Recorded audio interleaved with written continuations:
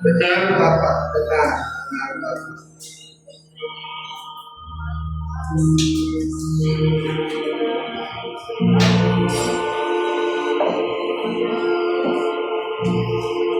Haleluya, terpujilah Kau Tuhan Allah kami yang Maha Besar, Maha Kudus, Maha Mulia. Kami rindu Tuhan bersama kami, hadirat-Mu ada bersama kami. Inilah membuat kami hidup Tuhan, hadirat-Mu, kasih-Mu, haleluya. Terima kasih Bapa, terima kasih. Jauhkan hal yang tidak baik, berikan bekal wawasan dari surga. Kami buka hati kami menyambut firman-Mu dalam nama Yesus, haleluya. Amin.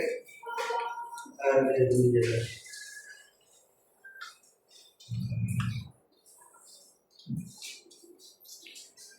Jemaat yang Allah cintai, kita harus menghindari kejahatan. Karena kejahatan membuat kita kehilangan Tuhan. Tuhan tidak bersama orang jahat. Tuhan bersama orang baik. Haleluya.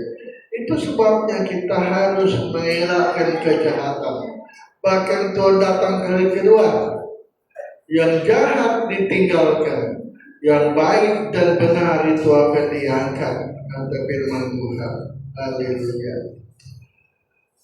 Matius 13:48. Haleluya. Matius 13:48.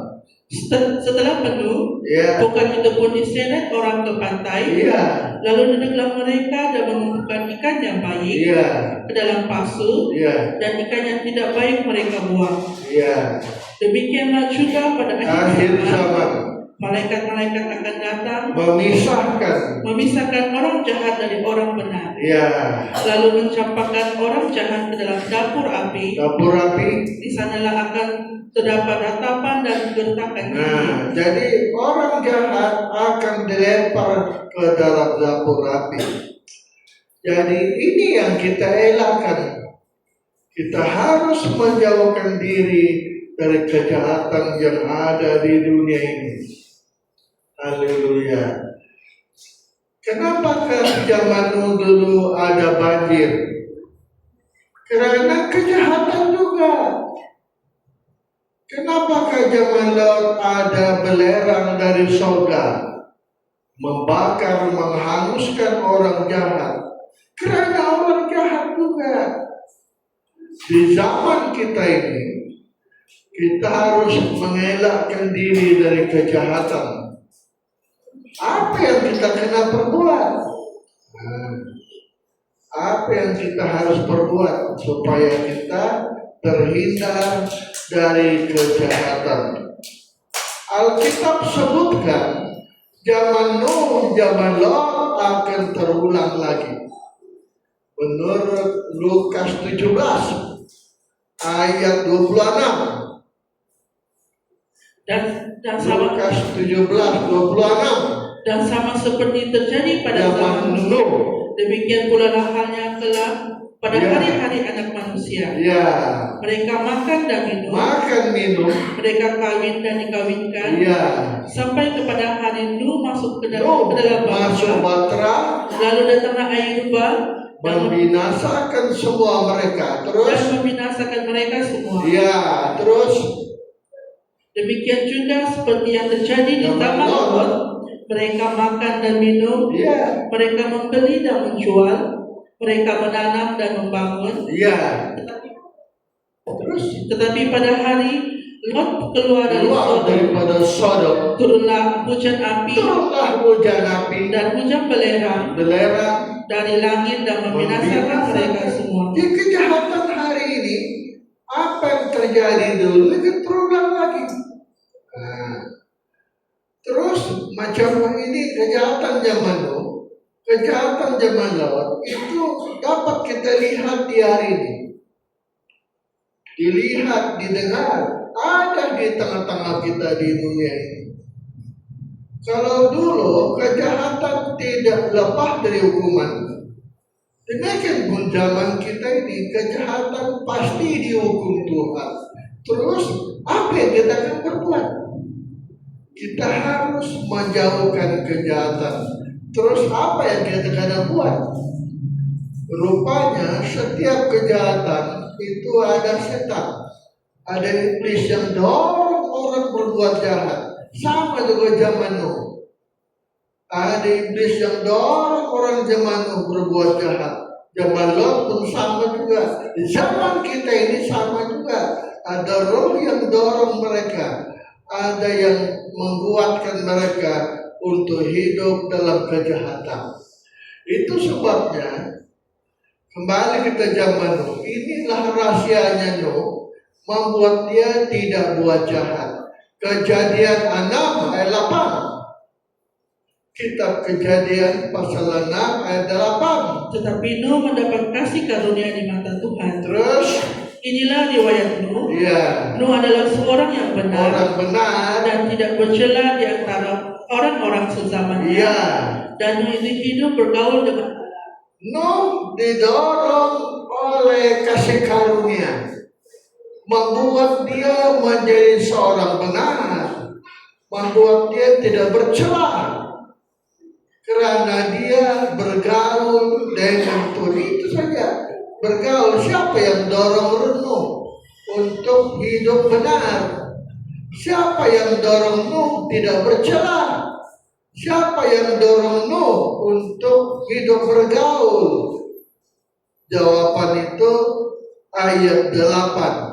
Kasih karunia. Kasih karunia. Jawabannya adalah kasih karunia.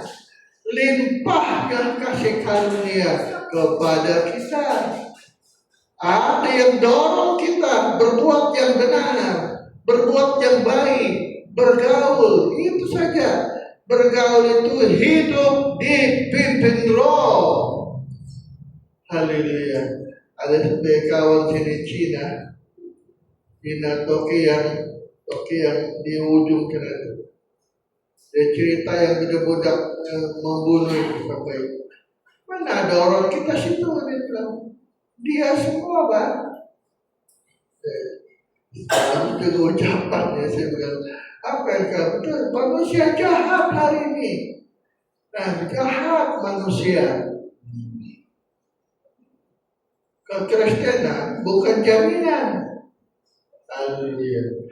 Pakai tudung bukan jaminan. Jadi ada yang dorong Nuh berbuat benar, tidak bercela. Tidak bercela itu hidup tidak jahat. Ada yang dorong, no. Jadi yang membuat kita terhindar daripada melakukan kejahatan adalah kasih karunia. Kasih karunia, betul, kasih karunia Tuhan yang menolong kita. Kalau begitu, mari kita belajar hidup dalam kasih karunia. Kasih karunia kamu diselamatkan. Menurut Efesus 2 ayat 8. Sebab karena kasih karunia kamu diselamatkan oleh iman. Itu bukan hasil usahamu, tetapi pemberian Allah. Itu bukan hasil pekerjaanmu. Jangan ada orang yang memegahkan diri. Menjadi baik bukan kerja kita. Menjadi benar kerjanya Roh, kerjanya kasih karunia kepada kita. Jadi kita harus selalu mendapat dorongan dari kasih karunia. Haleluya. Kita harus selalu mendapat dorongan kasih karunia. Kasih karunia dorong kita apa? Tidak buat jahat. Kasih karunia juga dorong kita setia beribadah. Setia beribadah. Kasih karunia dorong kita hidup benar. Hidup tidak bercela, bergaul. Bergaul itu salah satu ibadah. Bergaul kepada Tuhan. Kalau orang kasih karunia selalu mengabaikan ibadah, itu tidak benar itu. Itu bukan kasih karunia. Bukan. Haleluya. Jadi ada yang dorong kita. Ada juga orang kritik kita pomega. Ada. Dia bilang, kamu tiap malam coba. Ya, saya raul, saya punya share. Raul, kami hari Minggu saja. Terserah kau, saya bilang. Terserah kau. Dia tidak anggap datang beribadah itu kasih karunia. Karena orang hari ini yang penting selamat. Inilah orang zaman Martin Luther. Martin Luther itu kau tahu kan? Apa itu kata Martin Luther kepada orang-orang Katolik? Apa itu surat pengampunan dosa? Yang penting kita percaya Yesus saja. Orang robah untuk putar balik itu kata-kata. Oh ya, betul juga. Yang penting percaya Tuhan, biar berbuat dosa, biar mampu-mampu, gak apa-apa. Yang penting jadi setan itu licik, memutar belitkan firman Tuhan. Balik firman di rumahnya si Tony kembali. Seandainya Ahab tidak rendah hati itulah baik. Rendah hati itu benar. Sudah tentu Ahab akan binasa. Tentu sudah. Nasiblah Ahab merendahkan diri. Kata Tuhan kepada Elia, kalau dia tidak Ahab, dia sudah merendahkan diri. Oke, kalau begitu hukuman tidak jadi. Di kerendahan itulah kebaikan. Kerendahan itulah yang benar di hadapan Tuhan. Jadi ada yang dorong kita rendah hati, ada yang dorong kita berbuat yang benar. Jadi kita untuk berbuat yang benar dan baik mestilah ada dorongan. Balik Efesus tadi, jangan megah, jangan sombong. Dan kita rasa megah. Terus macam mana caranya? Coba ulang bacalah ayat 8. Ayat 8. Sebab karena kasih karunia kamu diselamatkan oleh iman. Itu bukan hasil usahamu, tetapi pemberian Allah. Itu bukan hasil pekerjaanmu. Jangan ada orang yang memegahkan diri. Jangan megah, jangan sombong. Itu betul-betul pemberian Tuhan. Kasih karunia membuat kita tidak megah, membuat kita tidak megah, tapi selalu bersyukur kepada Tuhan, selalu rendah hati di hadapan Allah. Haleluya. Selalu bersyukur, selalu rendah hati di hadapan Allah. Kasih karunia membuat kita melihat siapa kita. Apa kasih karunia? Kita anggap kita yang benar. Iya kan? Kau tahu ke Paulus itu? Sebelum dia mendapat kasih karunia, dia merasa dia yang benar. Yesus itu salah, dia yang betul. Tapi waktu Tuhan menolong dia, haleluya, Tuhan menolong Paulus, dan Paulus melihat, merasakan kasih Allah dalam hidupnya, membuat dia merasa hanya kasih karunia, aku diselamatkan, haleluya. Aku ini seorang penghujat, haleluya. Jadi jemaat yang Allah cintai, untuk limpahnya kasih karunia, maka tidak boleh terima firman, terima firman dengan kepala memang, tetapi langsung kita mengalami pengalaman bersama Tuhan. Kalau kita kejar ada pengalaman bersama Tuhan, kita merasakan Allah itu, kita menikmati Allah, kita merasakan kasih Allah melalui doa, melalui ketaatan, melalui kesungguhan kita kepada Tuhan. Barulah kita mendapat kasih karunia. Sebab kasih karunia itu dia di hati, bukan di kepala. Saya pun selama ini berpikir, kenapa saya dulu sombong? Coba kita pikir, dan itu yang terjadi di Kabar Mempelai.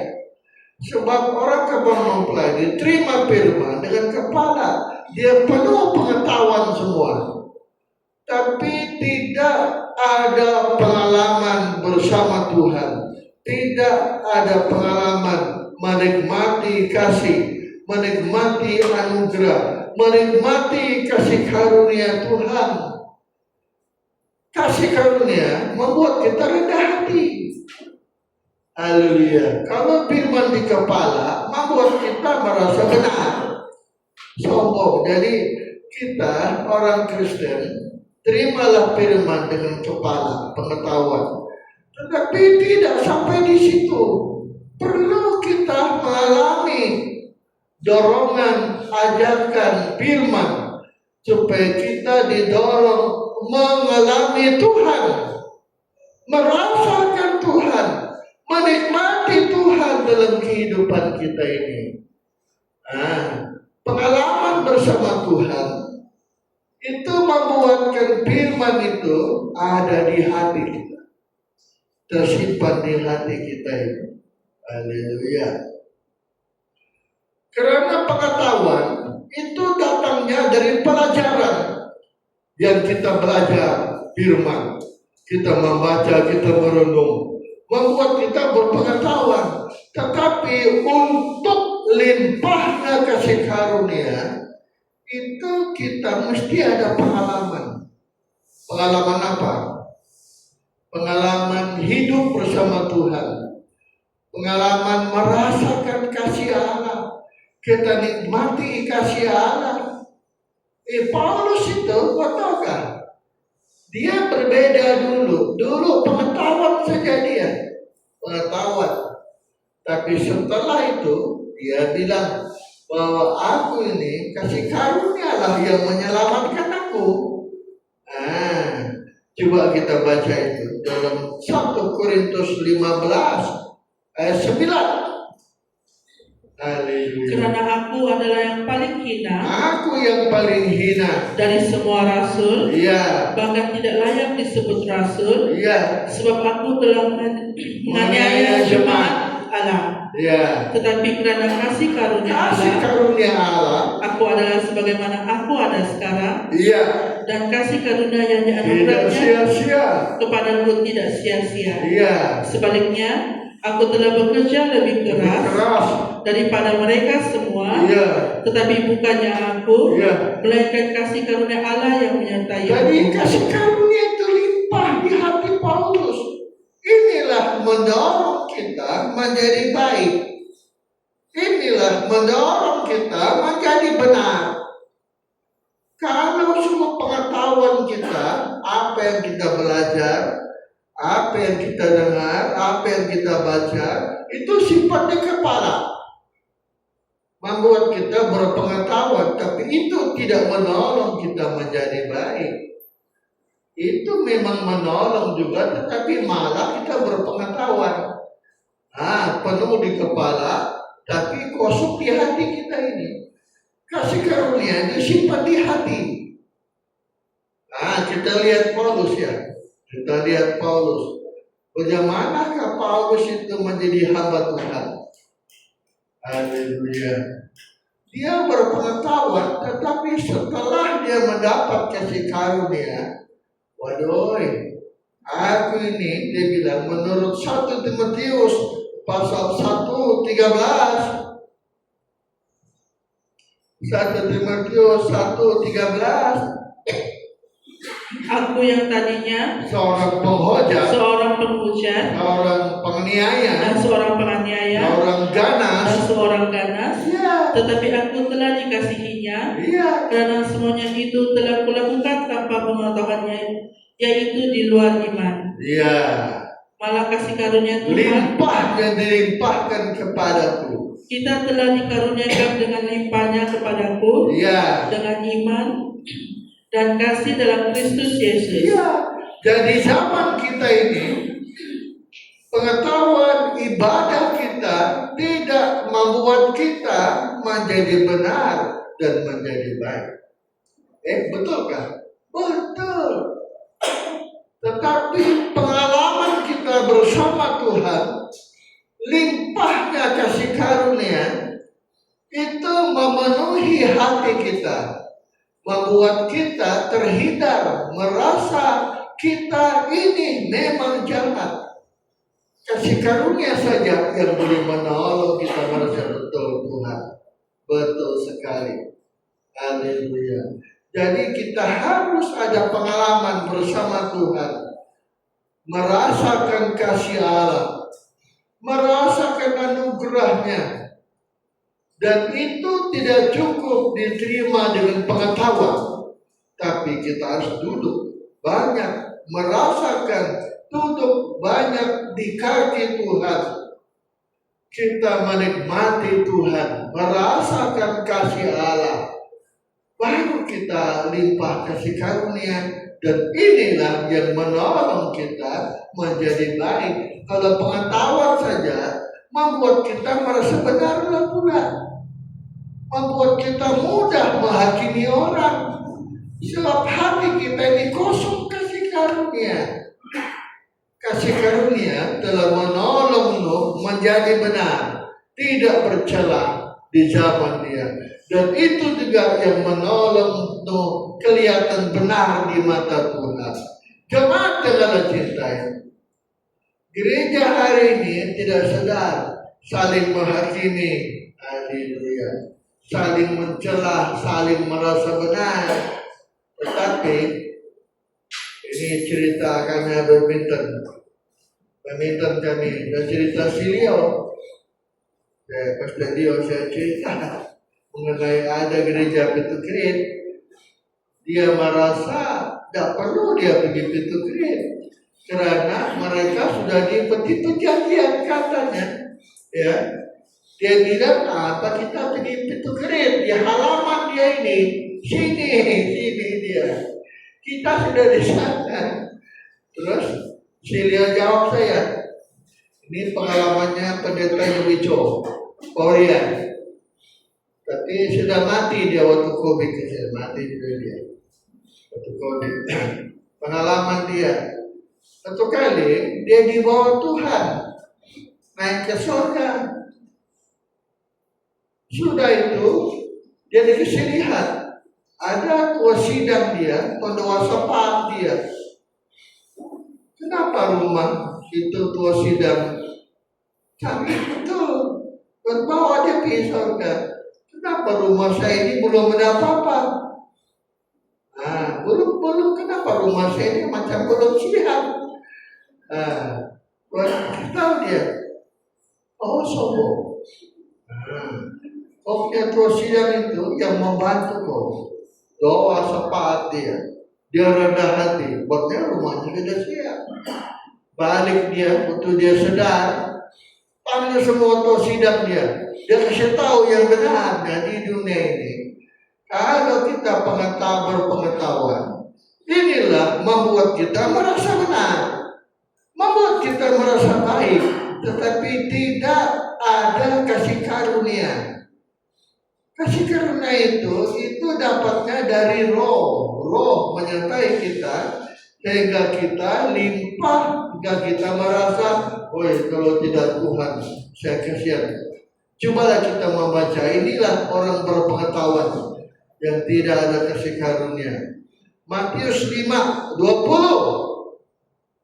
Injil Matius pasal 5:20. Maka aku berkata kepadamu, aku memberitahu kamu semua, jika hidup keagamamu tidak lebih benar, kalau agamamu tidak lebih benar dari ahli Taurat dan orang Farisi, daripada hidup keagamaan ahli coba Taurat, kita baca ini ayatnya, coba terus. Dan orang-orang Farisi, kamu tidak masuk surga. Sesungguhnya kamu tidak akan masuk dalam kerajaan surga. Kenapa Tuhan tegur begitu? Kan orang Farisi itu tahu firman. Kan orang ahli Taurat itu tentang firman dia tahu semua. Haleluya. Saya juga sedikit tersinggung dengan para pendeta di tahun ini. Haleluya. Saya untuk pendeta dapat lihat kitab. Kata suatu barat. Semua di luar kepala. Tapi betul juga. Tetapi saya harus mengalami pengalaman bersama Tuhan. Ada kasih karunia, kasih Tuhan menguasai hati kita ini. Kalau tidak ada kasih, inilah membuat kita mudah saja buat jahat. Kita merasa kita benar, pengetahuan saja itu. Pengetahuan membuat kita merasa benar, tapi jahat kita di mata Tuhan. Kita lihat satu contoh, Lukas 18 ayat 9. Lukas 18:9. Dan kepada beberapa orang yang menganggap dirinya benar, dan memandang rendah semua orang lain. Inilah pengetahuan. Kita anggap diri benar dan kita anggap orang lain itu lebih rendah dari kita. Terus Yesus mengatakan perumpamaan ini.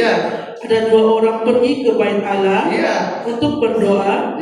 Yang seorang adalah Farisi dan yang lain pemungut cukai.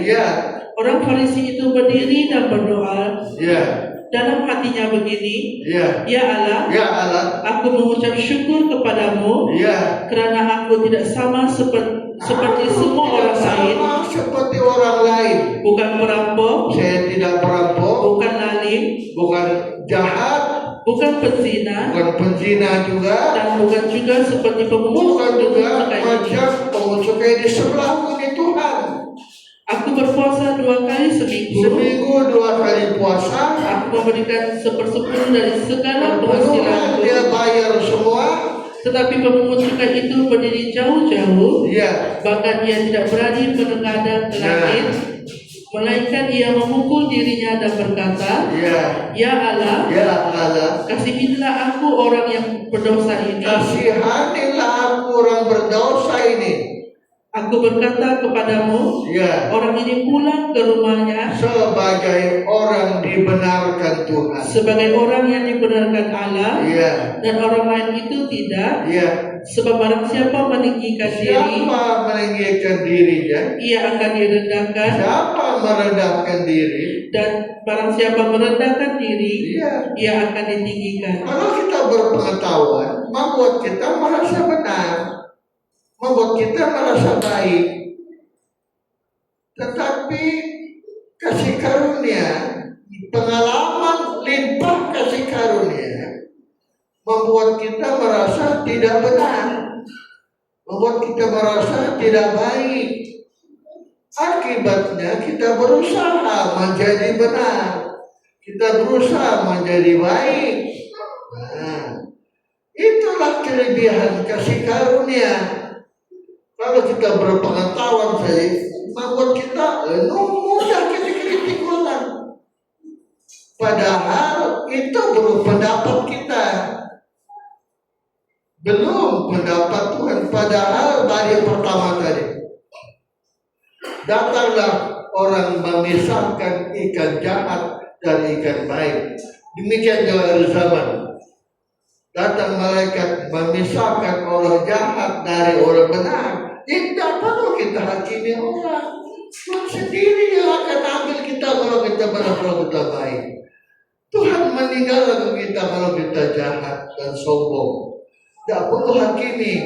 Kita perlu belajar mencari menjadi benar, dan untuk menjadi benar, menjadi baik, hanya kasih karunia Tuhan. Haleluya. Kasih karunia, limpahnya kasih karunia. Baru kita merasa benar. Jadi sebabnya kita didorong maju. Kalau orang kasih karunia, dia tidak berhenti beribadah. Kenapa? Dia merasa dia belum benar, dia merasa dia belum baik. Itu saya tegur itu ada jemaat di Taus ini. Kami sembahyang cuma hari Minggu saja. Ya, terserah kau. Hampir saya bilang, kami ini banyak dosa. Itulah kami terus beribadah. Tapi malu takut tersinggung gula-gula dia. Betul, kita terus beribadah. Selama Tuhan belum datang, selama kita belum dihakimi, kita kejar Tuhan, cari Tuhan. Kiranya kita mendapat kasih karunia, yang kasih karunia yang dapat menolong kita menjadi baik, menjadi benar. Tanpa kasih karunia, itulah membuat kita merasa benar dan membahayakan diri kita sendiri. Mudah kita kritik orang, mudah kita cakap orang. Padahal tidak perlu, itu tidak perlu. Benarnya kita tanpa kita bergereja atau kita pendeta, bukan, sebab kasih karunia Tuhan, limpahnya kasih karunia memenuhkan hidup kita ini. Haleluya. Kita ambil contoh anak bungsu, anak sulung. Kenapa anak sulung itu datang kepada bapak dia? Bapak, saya mau dibaca ini. Lukas 17, Lukas 15, 17. Lukas 15, 17. Lalu ia menyadari keadaannya, katanya, betapa banyaknya orang rupahan Bapakku yang berlimpah-limpah makanannya, tetapi aku di sini mati kelaparan. Aku akan bangkit dan pergi kepada Bapakku dan berkata kepadanya, Bapa, aku telah berdosa terhadap surga dan terhadap Bapa. Aku tidak layak lagi disebut anak Bapa. Ayat 20. Maka bangkitlah ia dan pergi kepada bapaknya. Ketika ia masih jauh, dilihat bapaknya. Ayahnya telah melihatnya. Lalu tergeraklah hatinya oleh belas kasihan. Ayahnya itu berlari mendapatkan dia, lalu merangkul dan mencium dia. Kata anak itu kepadanya, Bapa, aku telah berdosa terhadap surga dan terhadap Bapa. Aku tidak layak lagi disebut anak Bapa. Beda pula anak sulung 29. Tetapi ia menjawab ayahnya, katanya, telah bertahun-tahun aku melayani Bapa, dan belum pernah aku melanggar perintah Bapa. Tetapi kepadaku belum pernah Bapa memberikan seekor anak kambing untuk bersukacita dengan sahabat-sahabatku. Tetapi baru saja anak Bapa ini, datang anak Bapa yang jahat ini, yang telah memboroskan harta kekayaan Bapa, yang beri seekor domba lembu taluk bersama-sama dengan pelacur-pelacur. Maka Bapa menyembelih anak lembu tambun itu untuk dia. Kenapa dua orang ini berbeda? Coba kau pikir. Sama-sama anak Bapa, tapi satu penuh kasih karunia, membuat dia rasa bersalah kepada Bapa dan surga. Tapi satu pula tidak rasa bersalah, bahkan dia merasa benar, menuduh adiknya itu jahat. Katanya tidak pernah melanggar. Disinilah perbedaan zaman kita ini. Kejahatan tidak dapat dilihat. Hanya Tuhan yang menilai jahatnya kita hari ini. Nah, Pemaya kena belajar macam mana kita menjadi anak yang bungsu. Kasih karunia Tuhan membuat kita, Tuhan Bapa, benarlah Bapa, kami ini berdosa, merasa bersalah. Haleluya. Belajarlah yang aku kehendaki adalah belas kasihan. Ada belas kasihan kepada orang. Makanya supaya kita di zaman kita ini, gereja dua-dua berjalan. Tetapi ada gereja yang limpah kasih karunia, ada gereja yang kosong kasih karunia, membuat kita merasa benar. Tapi mari kita belajar, ada pengalaman bersama Tuhan. Karena firman disampaikan, itu diolah di pikiran dan disimpan di pikiran menjadi pengetahuan. Tapi kasih karunia itu berbeda. Dia melalui pengalaman bersama Tuhan, membuat kita ada persekutuan, merasakan kasih Allah, merasakan anugerah Tuhan, membuat kita berbelas kasihan, membuat kita penuh limpah kasih karunia. Kita lihat saja anak sulung, anak bungsu. Kenapa berbeda dua orang? Coba kita pikir. Makanya rupa-rupanya kita harus ada pengalaman, merendahkan diri di kaki Tuhan, belajar bersama Tuhan, duduk selalu sampai kita merasakan kasih Allah. Dan kita tidak duduk jalan. Belajarlah kita duduk sampai kita merasakan kasih Allah. Barulah kita limpah kasih karunia di hadapan Tuhan. Barulah membuat kita menjadi, inilah satu-satu sarana yang menolongmu hidup tidak bercela, hidup benar, hidup kelihatan benar di mata Tuhan, didorong oleh kasih karunia.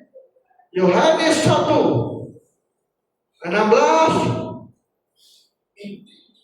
Yohanes 1:16. Karena dari kepenuhannya kita semua telah menerima kasih karunia demi kasih karunia, sebab hukum Taurat diberikan oleh Musa, tetapi kasih karunia dan kebenaran datang oleh Yesus. Itu datangnya dari Yesus, kata firman Tuhan. Jadi di sini ada tubuh dan darah Yesus. Tubuh Tuhan yang mati di salib itu penuh kasih karunia. Haleluya. Malam ini kita tidak mau pulang kosong. Kita mau pulang supaya limpah kasih karunia memenuhkan hati kita ini. Baru ada yang dorong kita buat benar, ada yang dorong kita berbuat yang baik. Nah, kenapakah orang-orang Toraja di Tawo sini semangat betul untuk mempertahankan adat istiadat? Kenapa? Ada yang dorong mereka, ada roh jahat yang dorong mereka untuk mempertahankan itu adat istiadat. Mereka bilang biar mati anak, jangan mati adat. Bayangkan, masuk akal enggak? Anak dibanding adat, biar mati anak, jangan mati adat. Ini pendapat manusia. Ada yang dorong dia. Kalau begitu, kenapa kita tidak gunakan kasih karunia ini supaya kita didorong hidup benar, hidup baik, didorong hidup benar, hidup baik, tetapi hasil dorongan kasih karunia. Semua kita berdiri, kita menyembah kepada Tuhan. Haleluya.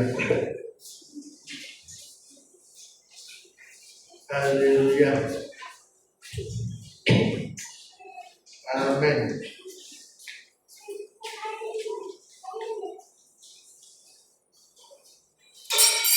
Apa nama lagu kasih karunia membuat hidup? Kasih karunia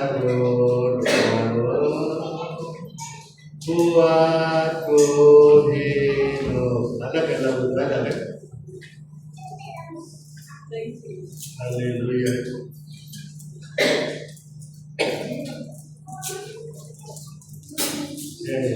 Sampai sini.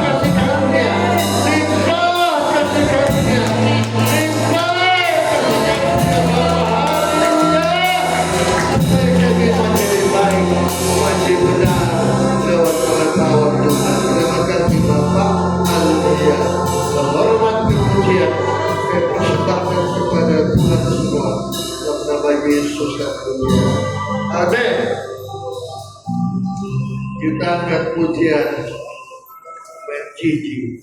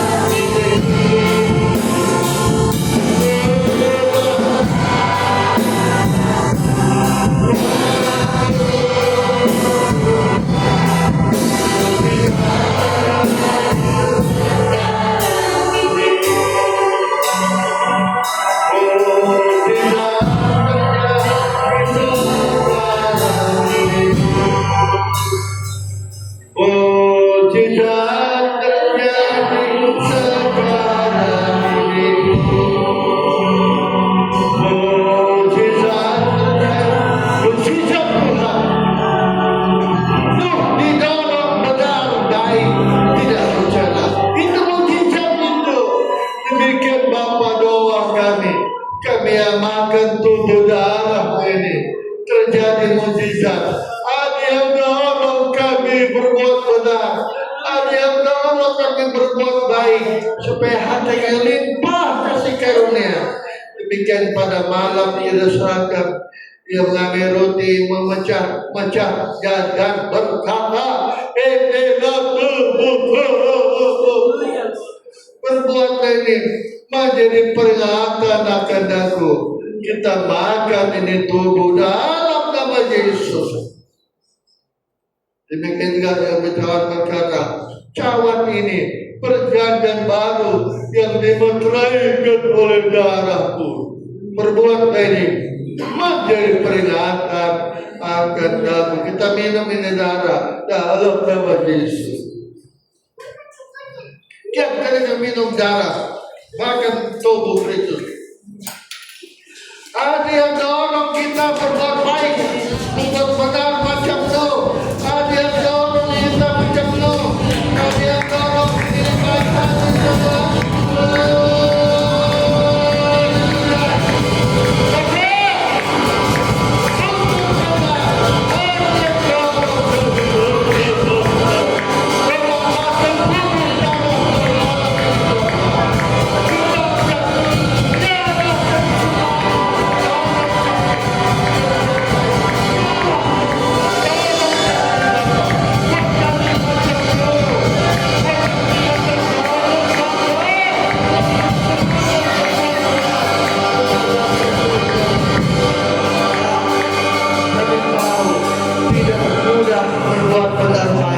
Kecuali ada yang dorong. Bangkitkan dorongan itu. Macam itu. Bangkitkan dorongan. Bangkitkan dorongan.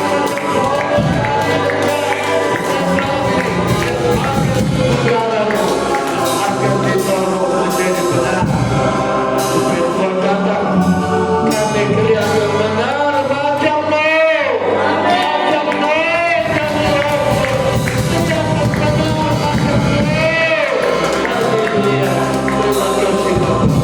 hidupkan firman ini untuk menolong kami menjadi benar di mata Tuhan. Terima kasih Bapa. Terima kasih Bapa. Segala hormat kepujian saya persembahkan bagi Bapa